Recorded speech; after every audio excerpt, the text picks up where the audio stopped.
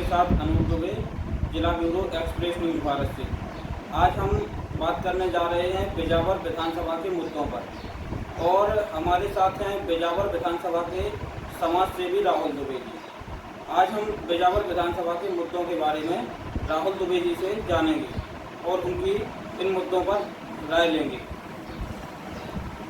वर्तमान समय में लोग विधानसभा क्षेत्र से पलायन कर रहे हैं, इस संबंध में आप क्या कहेंगे?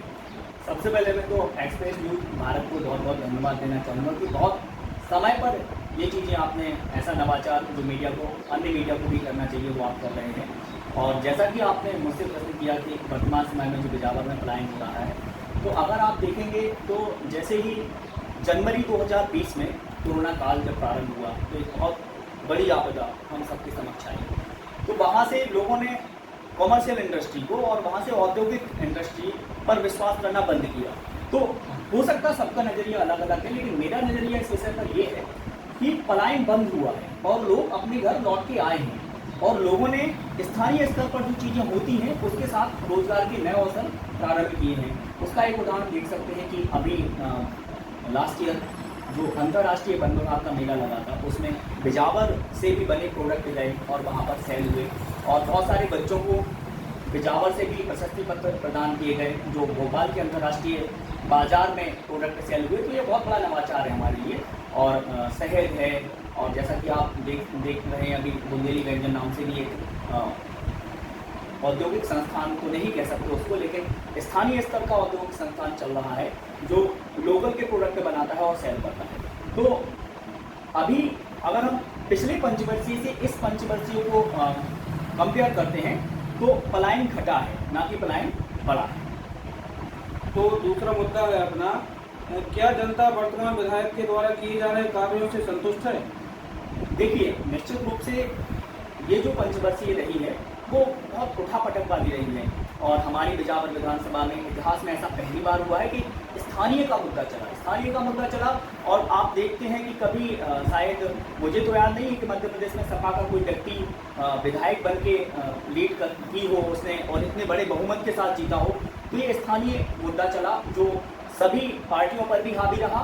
और लेकिन जो ये विधानसभा का या पंचवर्षीय का सत्र रहा है बड़ा उठापटक वाला रहा है। पहले कांग्रेस की सरकार बनी, फिर वो कांग्रेस की सरकार हटी, फिर वर्तमान विधायक और भाजपा के साथ आके कंधे से कंधा मिलाकर कार्य कर रहे हैं। हाँ, इसमें जो एक विशेष बात देखने को मिली वो ये थी कि हितग्राही मूलक योजनाओं का लाभ हितग्राहियों को मिला है।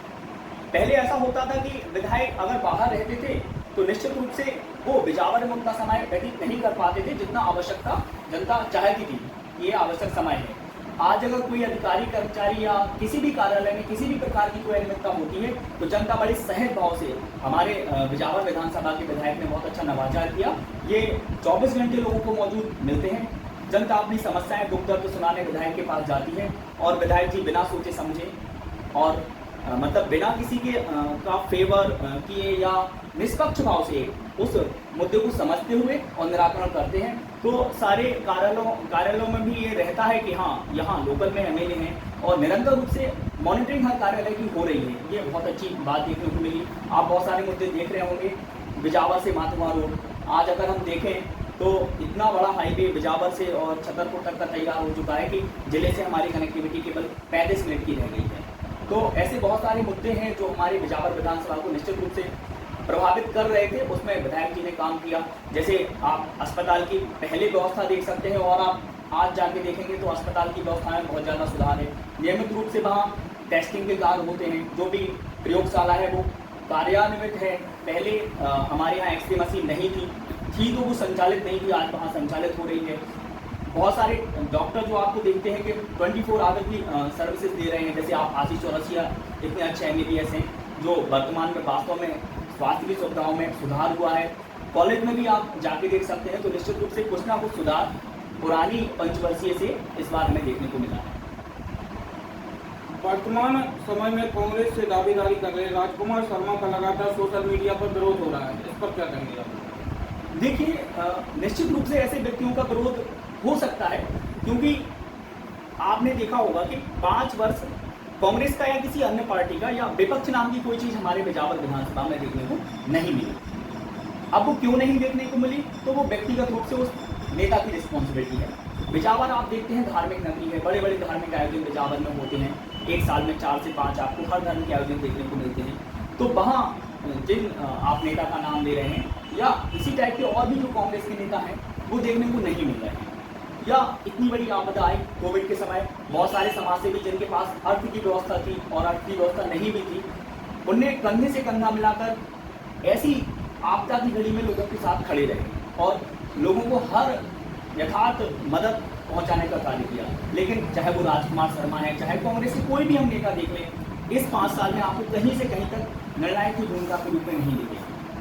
देखिए, हर पार्टी का वोट बैंक यहाँ मध्य प्रदेश में और बिजावर विधानसभा में देखने को मिलता है। लेकिन एक बात जरूर है कि बस नेता चुनाव में देखने को मिलते हैं। चुनाव के बाद जो व्यक्ति आपको एक अपेक्षित वोट बैंक दे रहा है, जो व्यक्ति आपको एक अपेक्षित वोट बैंक दे रहा है या नहीं भी दे रहा, तो आपको कहीं ना कहीं एक मजबूत विपक्ष के रूप में लोगों के साथ खड़ा होना चाहिए।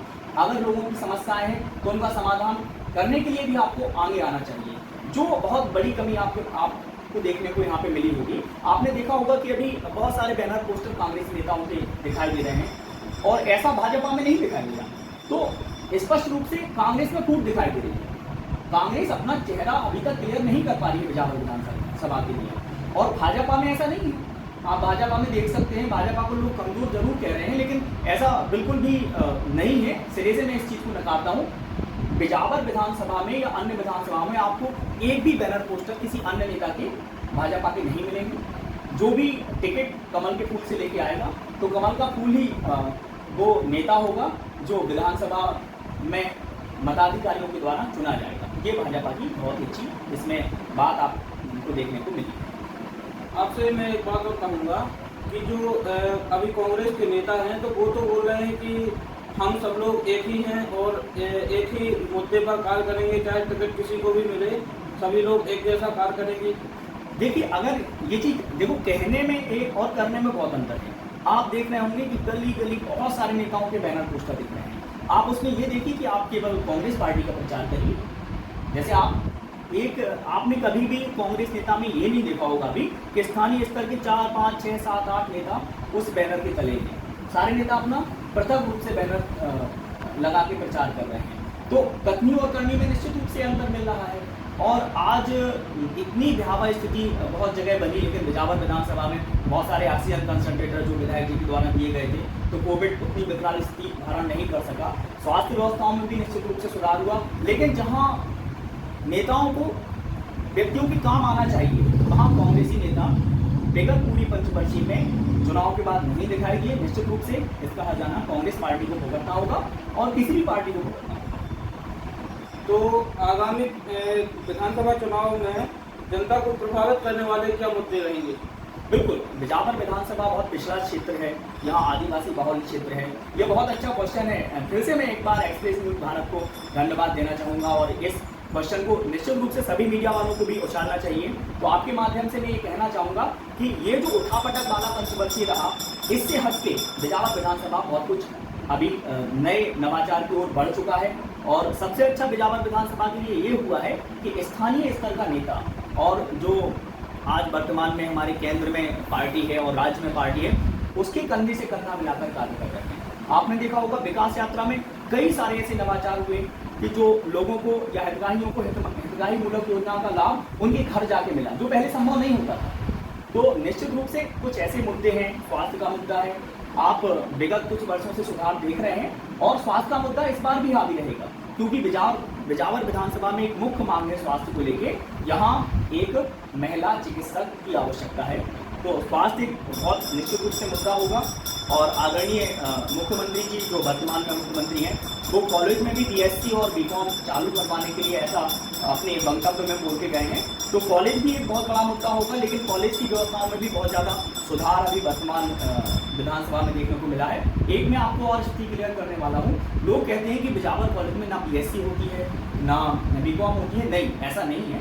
आप देखेंगे तो एक नवाचार बिजावर महाविद्यालय में देखने को मिला है। आप बीएससी भी कर सकते हैं, आप बीकॉम में भी एडमिशन ले सकते हैं, आप एमए भी कर सकते हैं। जो चित्रकूट ग्रामोदय विश्वविद्यालय द्वारा और बोध मुक्त विश्वविद्यालय द्वारा आप एडमिशन डायरेक्ट यहाँ बिजावर कॉलेज में ले सकते हैं और जिसकी परीक्षाएं वहाँ पे संपन्न कराई जाएंगी। तो ये मुद्दे आपको निश्चित रूप से देखने को मिलेंगे। और रोजगार, चूंकि कोविड का समय रहा है तो रोजगार निश्चित रूप से अपेक्षाकृत जितने बढ़ने चाहिए थे वो इतने नहीं बढ़े हैं। लेकिन हाँ, इस वैश्विक महामारी से अब हम निकले हैं और भारत एक मजबूत स्थिति में अब देखने को मिल रहा है अन्य देशों की अपेक्षा। तो विकसित देशों में सबसे ज़्यादा रोजगार भारत में नए स्टार्टअप बनने से लग रहे हैं। आपने G20 समिट मध्य प्रदेश में होती हुई देखी, तो बहुत बड़े बड़े सेटअप लगने वाले हैं मध्य प्रदेश में। तो रोजगार का मुद्दा भी इस बार के चुनाव का विशेष मुद्दा रहेगा, यही मैं कहना चाहता हूँ। तो दुबे जी का हमारा अंतिम सवाल है आपसे। हम आपसे जानना चाहेंगे कि जो बिजावर विधानसभा में विपक्षी दल बोल रहे हैं कि आपके यहाँ भ्रष्टाचार बढ़ रहा है, इस पर आप क्या कह रहे हैं? देखिए, हमारे मुख्यमंत्री जी ने भ्रष्टाचार रोकने के लिए कितने सारे कार्य किए हैं। मैं केवल किसी एक पार्टी का सपोर्ट करने के लिए बात नहीं बोल रहा हूँ। माना कि भ्रष्टाचार है तो आप केवल भ्रष्टाचार शब्द क्यों ले रहे हैं? आप उस व्यक्ति का नाम बताइए, आप उस योजना का नाम बताइए, आप वो नंबर में फिगर दीजिए ना कि इस पंचायत में, इस योजना में ये भ्रष्टाचार है। निश्चित रूप से आज बात ये है कि लोगों के पास मुद्दे ही नहीं बचे। आप देख रहे हैं कैन वेदपालिंग परियोजना जो 2005 से स्टार्ट होनी थी, हमारे स्वर्गीय अनिल माधव दवे जी के प्रयासों से वो योजना आज लाभान्वित होंगे। उससे लगभग आपने देखा होगा 44,000 करोड़ रुपए जो बुंदेलखंड में कैन वेदपालिंग परियोजना से आना है। तो निश्चित रूप से जब 8 लाख हेक्टेयर भूमि सिंचित होगी तो रोजगार के अवसर भी बढ़ेंगे। और जैसा आपने कहा तो ऐसा हमें नहीं देखने को मिल रहा है। और बिजावर में वर्तमान भाजपा की सरकार के साथ लोगों में एक आशा की लहर जगी हुई है। और जैसे जैसे हम वैश्विक महामारी के दौर से निकलेंगे, निश्चित रूप से बिजावर विधानसभा का विकास होगा, मध्य प्रदेश का विकास होगा, एक स्वर्णिम भारत की नींव रखी जा रही है। तो आज हमारे साथ राहुल दुबे जी थे और समाज से भी राहुल दुबे जी ने अपने विचार हमारे सामने रखे हैं। और राहुल दुबे जी को एक्सप्रेस न्यूज़ भारत की ओर से और मैं अपनी ओर से अनूप दुबे जिला ब्यूरो आपको धन्यवाद करता हूं। और आपने हमारे बीच आकर और हमें बताया कि किस प्रकार से जो भाजपा की वर्तमान भाजपा की सरकार है और जो बिजावर विधानसभा के मुद्दे हैं उन पर आपने अपनी राय दी। इसके लिए आपको बहुत बहुत धन्यवाद। बहुत बहुत